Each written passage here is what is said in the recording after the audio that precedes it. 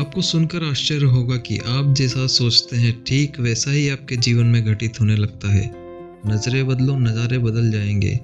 जीवन में आने वाली हर परेशानी एवं सुख दुख के कारण के लिए हम स्वयं जिम्मेदार हैं, जो केवल हमारे मन के अंदर निर्माण किए संकल्प की वजह है। दोस्तों, आज हम गौतम बुद्ध की एक ऐसी ही कहानी बताने वाले हैं। एक बार एक व्यक्ति गौतम बुद्ध के पास गया और बोला, बुद्ध, मैं अक्सर लोगों को यहाँ कहते सुनता हूँ कि हम जो सोचते हैं वही बन जाते हैं। इसलिए मैं आपसे जानना चाहता हूँ कि हमारा जीवन हमारे विचारों से कैसे जुड़ा है और हमारे विचार हमारे जीवन को किस हद तक प्रभावित करते हैं। बुद्ध ने कहा, यह सत्य है कि मनुष्य जो सोचता है वही बन जाता है, और कोई भी विचार जिसे हम लंबे समय तक अपने मन में रखते हैं और उसके बारे में बार बार सोचते रहते हैं, हम वैसे ही बन जाते हैं। यदि विचार अच्छा है तो चरित्र भी शुद्ध होगा, और विचार ही प्रदूषित है तो चरित्र भी बुरा होगा। अगर आप ध्यान से देखेंगे तो पाएंगे कि आपके जीवन का हर पहलू आपके किसी न किसी पहलू से जुड़ा है। आप आज जो भी हैं अपने विचारों की वजह से हैं। आपके विचार अच्छे या बुरे किसी न किसी तरह से आपके जीवन को अच्छा या बुरा बना रहे हैं। हम जैसा सोचते हैं वैसा ही हमारा चरित्र बन जाता है। जिस प्रकार स्वस्थ बीज के बिना कोई वृक्ष विकसित नहीं हो सकता, उसी प्रकार अच्छे विचारों और अच्छे चरित्र के बिना कोई भी मनुष्य सफल नहीं हो सकता। और यदि उसके विचार नकारात्मक है तो वह अपने जीवन को गलत दिशा में मोड़ देगा। उसी प्रकार हमारे जीवन में अपने विचारों और कर्मों के माध्यम से कई बीज बोए, और उस बीज का फल या तो हमें दुख दे या खुशी दे सकता है। यदि हमने सकारात्मक विचारों के बीज बोए तो हमें सफलता और खुशी मिलेगी, लेकिन यदि बोए गए बीज नकारात्मक विचारों के हैं तो सफलता और दुख साथ साथ चलेंगे। जिन लोगों को आप सफल और महान मानते हैं वे यहाँ ऐसे ही नहीं पहुँच गए। उन्होंने अपने विचारों पर नियंत्रण रखकर अपना चरित्र ऐसा बनाया कि और इसी चरित्र के बल पर उन्होंने महानता की ऊंचाइयों को छुआ। तो मूल रूप से आपके अंदर जो विचार हैं, यदि आपके मन में दूसरों के प्रति क्रोध, ईर्ष्या, घृणा है तो आप बाहर भी वैसे ही होंगे। तो आपको बाहर भी वही मिलेगा। तुम्हें ऐसे लोग मिलेंगे जो तुम्हारे साथ वैसा ही करेंगे। यदि तुम्हारे पास प्रेम, शांति, करुणा है तो तुम वैसे ही बन जाओगे, और आप बाहर भी वैसा ही पाएंगे। और जो ऐसे विचार रखता है उसे सम्मान और प्यार दोनों मिलता है। वस्तुतः मनुष्य अपने जीवन का निर्माता स्वयं है। वहाँ इसे बना या बिगाड़ सकता है। मनुष्य अपने चरित्र का निर्माण अपने कार्यों और विचारों से करता है, अपना समुदाय बनाता है, अपनी किस्मत खुद बनाता है। व्यक्ति ने कहा, लेकिन बुद्ध, मैं अपने विचारों से खुद को कैसे सुधार सकता हूँ? बुद्ध ने कहा, अगर तुम खुद को सुधारना चाहते हो तो सबसे पहले अपने विचारों पर ध्यान देना शुरू करो। तुम्हें यहाँ देखना होगा कि तुम दिन भर क्या सोच रहे हो। क्या तुम दिन भर मन में बुराई और लोगों के प्रति नफरत पाल रहे हो? आपको बस इस बात पर ध्यान देना होगा कि आप अच्छाई की ओर जा रहे हैं या बुराई की ओर। जब आप अच्छे से समझ जाएंगे कि आपके दिमाग में अच्छे विचार चलते हैं या बुरे, तभी आप अपने सोचने के तरीके में बड़ा सकारात्मक बदलाव कर पाएंगे। आपके अंदर कभी ना खत्म होने वाला खजाना है। आप नहीं जानते कि आप क्या कर सकते हैं, आप किस तरह से अद्भुत शक्तियाँ प्राप्त कर सकते हैं।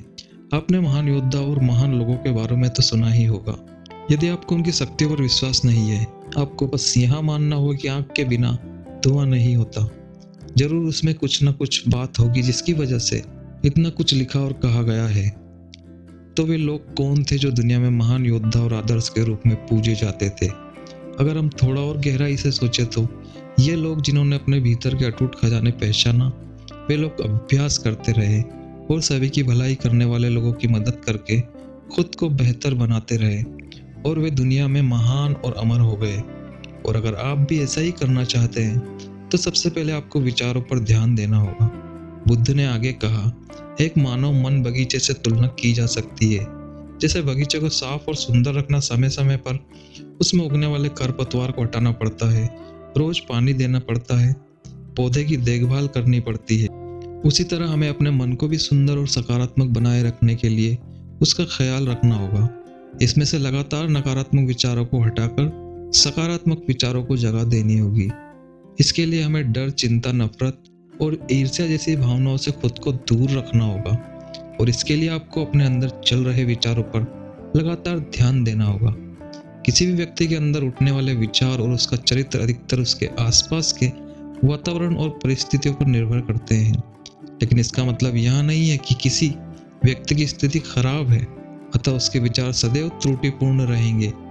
वह उन पर ध्यान देकर अपने विचारों को बदल सकता है, और जैसे ही उस व्यक्ति के विचार बदल जाते हैं तो उसका चरित्र और उसके काम करने का तरीका अपने आप बदल जाता है। ये सभी चीज़ें धीरे धीरे सीखनी होती है। विचारों के काम करने के तरीकों को समझना होगा। आपको सबसे पहले यहाँ स्वीकार करना होगा कि जो काम सामने वाला कर सकता है वहाँ आप भी कर सकते हैं। आपको बस इसका बार बार अभ्यास करने की ज़रूरत है, नई चीज़ें सीखने की ज़रूरत है। जैसे जैसे आपका मन बदलेगा आपकी परिस्थितियाँ भी बदल जाएंगी। आप जो भी विचार बीज रूप में अपने मन में डालते जाएंगे, यहाँ धीरे धीरे आपके चरित्र और आपके कार्यों में दिखना शुरू हो जाएगा। और एक बार वहाँ विचार आपके अंदर जड़ें जमा लेगा तो आपको सफल होने से कोई नहीं रोक सकेगा। लेकिन अगर वहाँ बीज या विचार नकारात्मक है तो आपको भी असफलता से कोई नहीं बचा सकता। इसलिए अपने विचारों के प्रति बहुत जागरूक रहने की जरूरत है। आप अपने अंदर किस तरह के विचार ला रहे हैं, एक बात हमेशा याद रखें, हमें वह नहीं मिलता जो हम चाहते हैं, बल्कि हमें वह मिलता है जो हम हैं। और हम अपने विचार हैं, इसलिए इच्छा करना और उस इच्छा के बारे में अच्छा सोचते रहना और उसे पूरा करने का प्रयास करना दो बिल्कुल अलग चीजें हैं। क्योंकि इच्छा तो हर कोई करता है, लेकिन उस इच्छा के बारे में लगातार सकारात्मक सोचना और उसे पाने के लिए कड़ी मेहनत करना बहुत ही कम लोग ऐसा कर पाते हैं। इसलिए अगर आप परिस्थितियों को बदलना चाहते हैं तो सबसे पहले आपको खुद को बदलना होगा। लेकिन ज़्यादातर लोग अपनी परिस्थितियों को तो बदलना चाहते हैं, लेकिन अपने सोचने और काम करने के तरीकों को नहीं बदलना चाहते। और अगर लोग ऐसा ही रहेंगे तो उनके हालत कभी नहीं बदलेंगे। उस व्यक्ति ने कहा कि बुद्ध, हमारे विचारों का हमारे शरीर पर क्या प्रभाव पड़ता है? बुद्ध ने कहा, हमारा शरीर हमारे दिमाग का गुलाम है।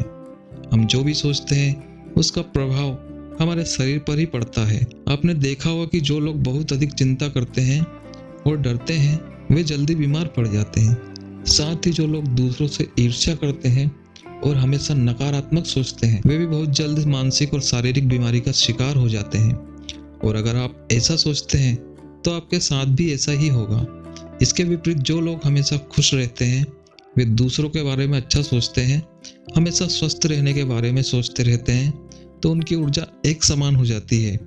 और इस ऊर्जा का सकारात्मक प्रभाव सबसे पहले उनके शरीर पर पड़ता है, क्योंकि जिस व्यक्ति का मन शांत होता है उस व्यक्ति के शरीर की आधी बीमारी अपने आप ही खत्म हो जाती है।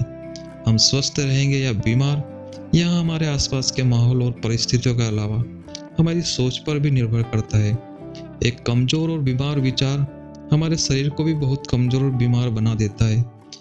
आपने अपने आसपास देखा होगा कि जो लोग बीमार होने से सबसे ज़्यादा डरते हैं, जो सबसे ज़्यादा बीमार पड़ते हैं, इस डर ने लाखों लोगों की जान ले ली। इसके विपरीत जो अपने शरीर के बारे में अच्छा सोचते हैं वे स्वस्थ और मजबूत महसूस करते हैं, और जिनके विचार शुद्ध होते हैं उनका शरीर स्वस्थ और मजबूत हो जाता है। वैसा ही हमारा शरीर सिर्फ एक उपकरण है और हमारा मस्तिष्क इस उपकरण को नियंत्रित कर रहा है।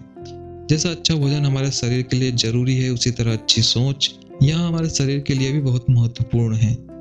जैसा ही आपके विचार शुद्ध हो जाएंगे, इसका सबसे पहला असर आपके शरीर पर दिखाई देगा। एक शुद्ध और सकारात्मक दिमाग आपको कभी भी खराब खाना खाने नहीं देगा। इसलिए सबसे पहले अपने दिमाग को सुरक्षित रखें, फिर यही दिमाग आपके शरीर को हर बीमारी से बचाएगा। यदि कोई बीमार और कमजोर व्यक्ति अपने शरीर को पूरी तरह से स्वस्थ बनाना चाहता है तो उसे सबसे पहले अपने शरीर को ठीक करना चाहिए। विचार और उसका मन उसे प्रकृति के संपर्क में रहना चाहिए, उसे सूरज की रोशनी में रहना चाहिए, और एक सेकंड के लिए भी अपने शरीर के बारे में नकारात्मक नहीं सोचना चाहिए। वह जैसा स्वास्थ्य चाहता है वैसा ही उसे महसूस करना चाहिए, और पूरा विश्वास है कि वह वैसा बन सकता है। उस व्यक्ति ने कहा, बुद्ध, अब आप मुझे ये बताइए कि हमारे विचार हमारे लक्ष्यों को कैसे प्रभावित करते हैं। बुद्ध ने बताया कि जब आपका लक्ष्य आपके विचारों के अनुरूप नहीं होगा तब तक आपको सफलता नहीं मिल सकती। कहने का मतलब है कि आप हर दिन एक नई चीज सोच सकते हैं, जो मैं आज चाहता हूँ यहाँ बनना, कल मैं वहाँ बनना चाहता हूँ, या बाद में कुछ और। लेकिन जब तक आप अपने लिए कोई लक्ष्य निर्धारित नहीं करते तब तक आप कोई भी बड़ा काम नहीं कर सकते, क्योंकि नियम यहाँ है कि जो काम हम बार बार करते हैं उसी काम में हम आश्चर्यजनक सफलता हासिल कर सकते हैं। अगर आप हर दिन अपना लक्ष्य बदलते रहते हैं तो आप कहीं ना कहीं जा रहे हैं। इसलिए आपके जीवन में एक निश्चित लक्ष्य होना चाहिए और आपको अपनी पूरी मेहनत और लगन से उस लक्ष्य को पूरा करने का प्रयास करना चाहिए। और इसके लिए आपको अपने सभी विचारों को अपने लक्ष्य पर केंद्रित करना होगा, अन्यथा आपके विचार बिखरेंगे और हो सकता है कि एक बार आप असफल हो जाएं या आपको शुरुआत में कोई सफलता ना मिले तो दूसरों को देखकर आपके मन में यह ख्याल आने लगेगा कि यह काम तो आसान है, जब वहाँ इस काम में सफल हो सकता है तो मैं भी सफल होकर दिखाऊंगा। और यह भी संभव है कि इस काम में असफल होकर भी तुम दूसरी तरफ भागो। और ऐसा करते समय आप कई काम करते हैं, लेकिन हो सकता है कि आप किसी एक चीज में सफल ना हो पाए। इसलिए आपको पहले यह चीज तय करनी होगी, तभी आपके विचार एक काम पर फोकस कर पाएगा।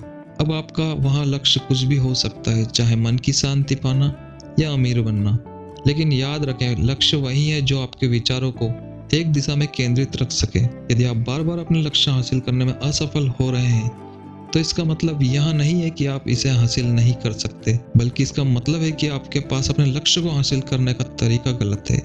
इसलिए आपको अपना लक्ष्य नहीं बदलना है, बल्कि अपनी सोच और अपने काम का तरीका बदलना है। अगर आप ऐसा करेंगे तो आप धीरे धीरे सीख जाएंगे और अपने लक्ष्य तक पहुंच जाएंगे। अपनी असफलताओं से कभी मत डरो। अगर आप कुछ बड़ा हासिल करना चाहते हैं तो आपको अंदर से मजबूत होना होगा, क्योंकि चाहे आप कुछ भी करें, लोग अक्सर आपको अपनी बातों से कमजोर और हताश करने की कोशिश करेंगे। इसलिए अगर आप डरेंगे तो आप अपने किसी भी लक्ष्य में सफलता हासिल नहीं कर पाएंगे, क्योंकि डर आपकी सभी आशाओं को नष्ट कर देता है और आपके सभी विचार केवल आपके डर तक ही सीमित रह जाएंगे। और डर डर कर आप अंततः खुद को शारीरिक और मानसिक रूप से बीमार बना लेते हैं। तब आपको समझ आएगा कि आपने अपने झूठे डर के एहसास में कितनी बड़ी गलती कर दी है, और फिर आपके लिए खुद को उस स्थिति से बाहर निकालना बहुत मुश्किल हो जाएगा। इसलिए सबसे पहले एक लक्ष्य बनाएं ताकि आपके विचार उस पर केंद्रित हो सके। उसके बाद अगर आप बार बार असफल होते हैं तो भी घबराएं नहीं, क्योंकि यहाँ लक्ष्य हासिल करने का एक हिस्सा है। और पूरा विश्वास रखें कि आप जरूर सफल होंगे और एक दिन तुम भी हो जाओगे। उस व्यक्ति ने कहा, बुद्ध विचारों और मन की शांति के बीच क्या संबंध है? बुद्ध ने बताया, मन की शांति एक ऐसा खजाना है जिसे दुनिया के 1% लोग भी हासिल नहीं कर सकते, और जिसने ये खजाना हासिल कर लिया वह दुनिया के सबसे भाग्यशाली व्यक्ति है। वह भीड़ में अलग दिखता है। यह कहना उतना आसान नहीं है जितना लगता है। मन की शांति केवल लंबे समय तक आत्म नियंत्रण के माध्यम से ही प्राप्त की जा सकती है। जब कोई व्यक्ति खुद को समझता है और दुनिया प्यार और प्यार के बीच के अंतर को समझती है, उसके अंदर नफरत, डर और ईर्ष्या जैसी भावनाएं खत्म हो जाती है, तब एक दिन व्यक्ति को मन की सच्ची शांति मिल सकती है। और यही हर इंसान का अंतिम लक्ष्य भी है। एक शांत व्यक्ति सबसे खराब परिस्थितियों में भी खुद को नियंत्रित कर सकता है। एक शांत व्यक्ति के पास जितना मानसिक शक्ति होती है उतनी किसी और के पास नहीं होती। शांत व्यक्ति का अर्थ है वह व्यक्ति जिसका मन पूर्णतः शांत हो, क्योंकि जैसे ही आपका मन शांत हो जाता है आपके सभी विचार शांत हो जाएंगे, और तब आपको महसूस होगा कि सचमुच आपका दिमाग कितना शक्तिशाली है। जैसे ही आपको मानसिक शांति मिलेगी आप महसूस करेंगे कि आपकी मानसिक शक्ति इतनी बढ़ गई है कि आपके लिए सब कुछ आसान हो गया है। आप जहाँ भी हो, आपकी परिस्थितियाँ जो भी हो, आप खुद को स्वीकार करना शुरू कर देंगे। आप हमेशा खुश रहेंगे।